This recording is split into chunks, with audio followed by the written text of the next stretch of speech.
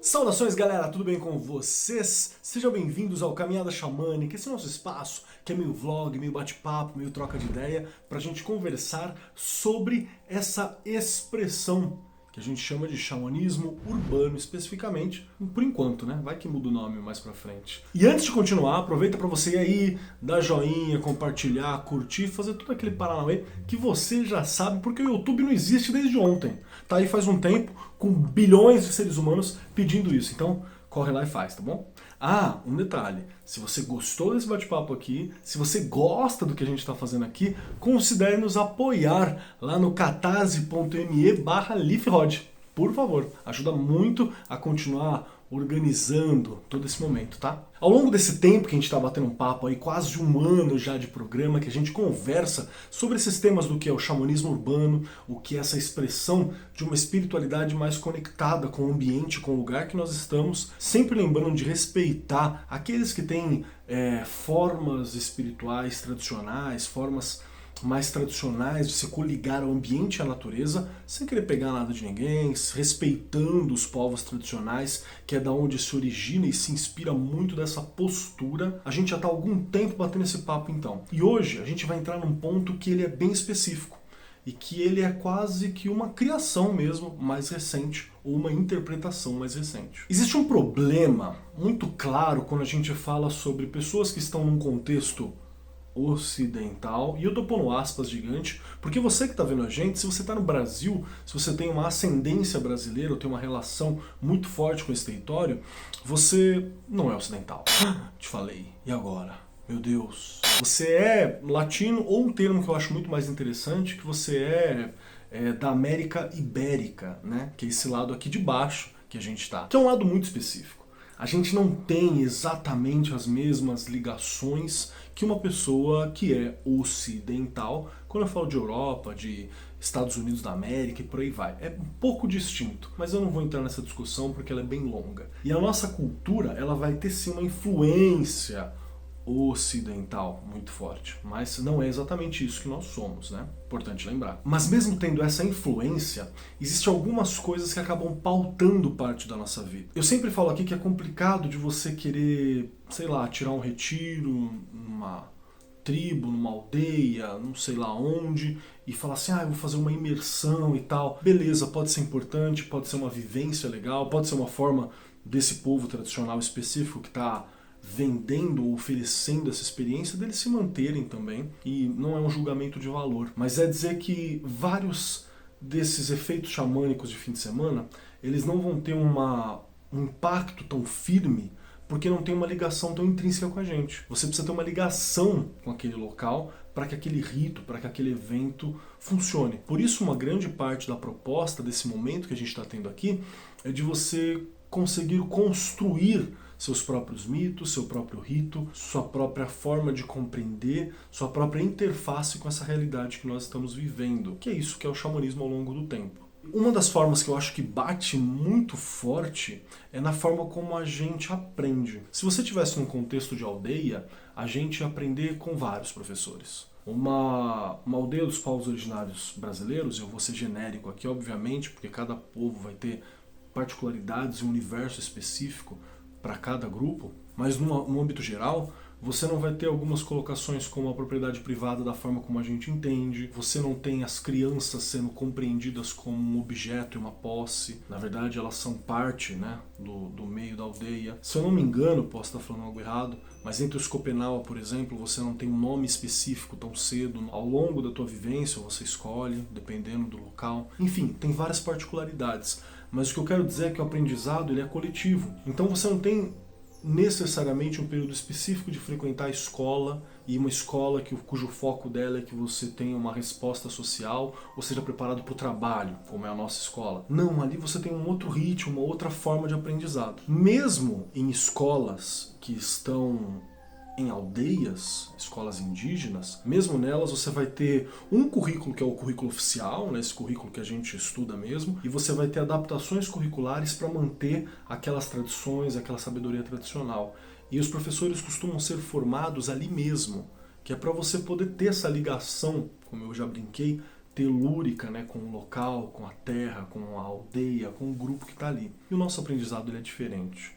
Muitos de nós não têm a oportunidade de estar conectado tão grande assim, ter uma conexão tão intensa com outras pessoas, com outros grupos ou com outros locais. Por isso que o nosso aprendizado ele precisa ser sistematizado, ele precisa começar de um lugar e ir para outro, e a gente tem que ver esses achievements, né, acontecendo. E aqui tem uma proposta que eu estou fazendo, né, para a gente entender um currículo, começar a construir um currículo para um conhecimento xamânico aplicado. Mais ou menos assim, a gente precisa sistematizar esse saber. E um ponto importante que aqui eu preciso trazer também, para a gente entender melhor, é que quando a gente fala de xamanismo, o xamã ele não é alguém que trabalha só em contextos ideais, mas ele trabalha com aquilo que tem. Eu costumo brincar dizendo que o xamanismo não nega a materialidade, né? Então, o xamã ele trabalha com aquilo que é oferecido. Não necessariamente aceita aquilo que é oferecido, né? Você pode negar, porque, sei lá, amaldiçoado para você, não é o que você quer, não quer se envolver com aquilo. Mas você não espera o ambiente perfeito. Você luta no cotidiano, você conquista aquilo que pode, você trabalha com aquilo que é oferecido. Pra gente que está nesse contexto ocidental, o que nos foi oferecido é uma espiritualidade distinta.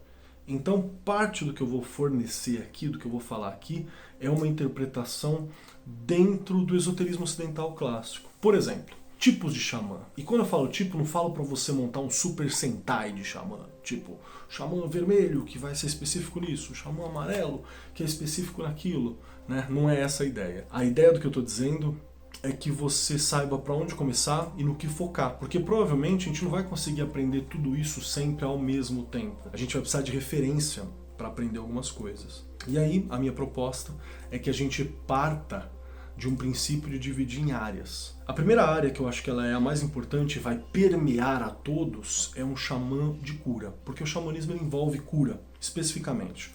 Qualquer área xamânica que você vai trabalhar, a cura ela é muito importante. E esse é um tema que você vai e volta em vários momentos na sua vida. Assim. Você sempre vai ir e vai voltar sobre esse tema. É um currículo que vai percorrer toda a tua experiência com relação a essa caminhada xamânica. E eu costumo associar o elemento da água, esse tema, porque nos elementos clássicos, nos elementos gregos, a água vai estar muito associada a essa questão de cura. E a gente vai estar sempre voltando para isso. Então, por exemplo, você pode colocar lá aprendizados de cura.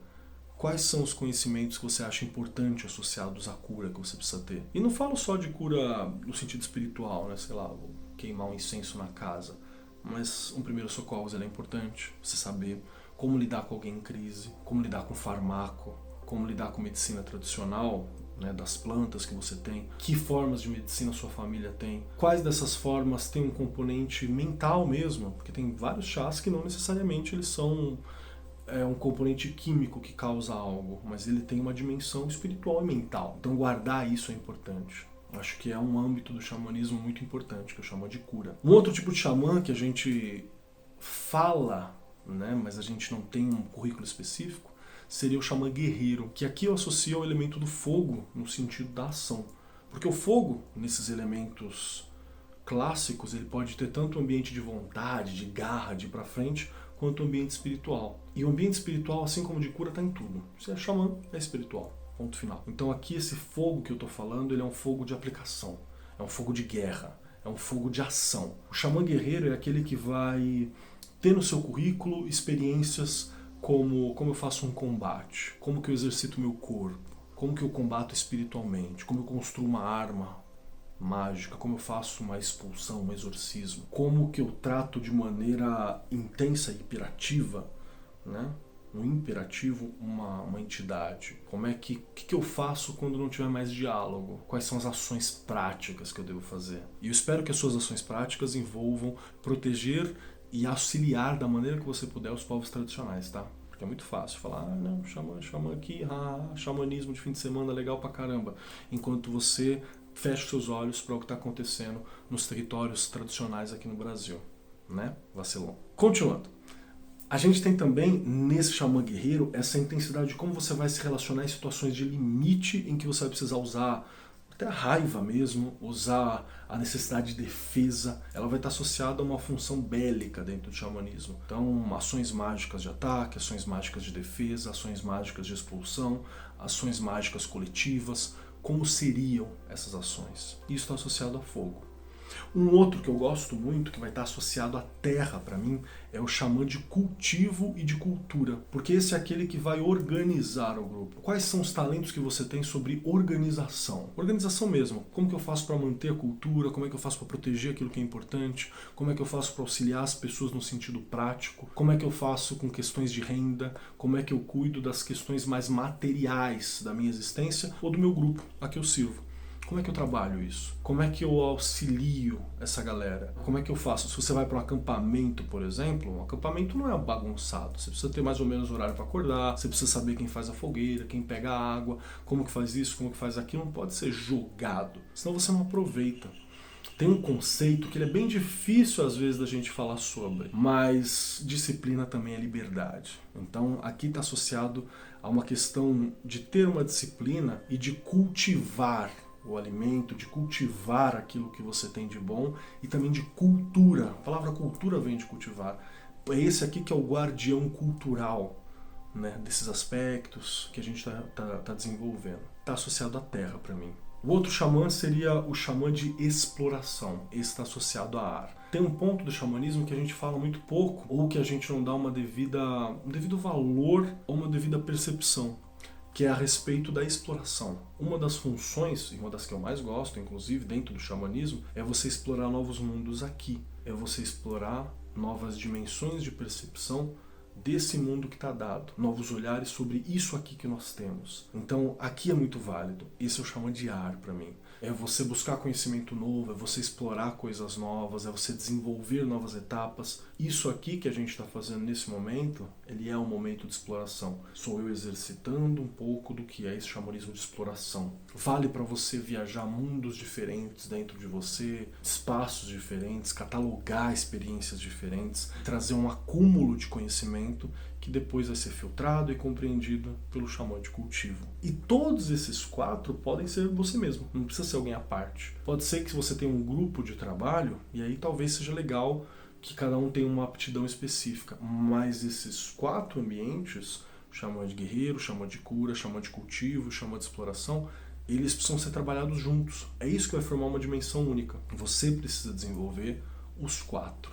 Ah, então por que você está dividindo em 4? Porque a gente precisa de currículo. Se a gente não compreender quais disciplinas, quais ações e quais coisas se encaixam em cada um desses, as coisas ficam muito soltas. E para a nossa cabeça, que frequentou escola, que está em sociedade, que está na cidade, aqui na sociedade disfuncional que a gente tem, é importante que a gente entenda onde que começa, onde que eu estou indo, como que está sendo meus passos, o que eu vou buscar mais, o que falta eu desenvolver, porque você não pode não estar sendo tutelado por algum xamã de uma linhagem ancestral, que vai olhar para você e falar assim, olha, tá faltando para ele essa área, tá faltando para ele isso aqui, tá faltando para ele aquilo ali. Se não tem isso, a gente precisa usar a postura xamânica de trabalhar com o que nós temos e com aquilo que nos foi oferecido pela cultura. A gente também não pode jogar, né, o bebê fora com a água suja do banho, como a gente falou. Então há coisas muito positivas dentro da cultura que foi construída, assim como há coisas muito negativas. Isso faz parte da experiência de viver,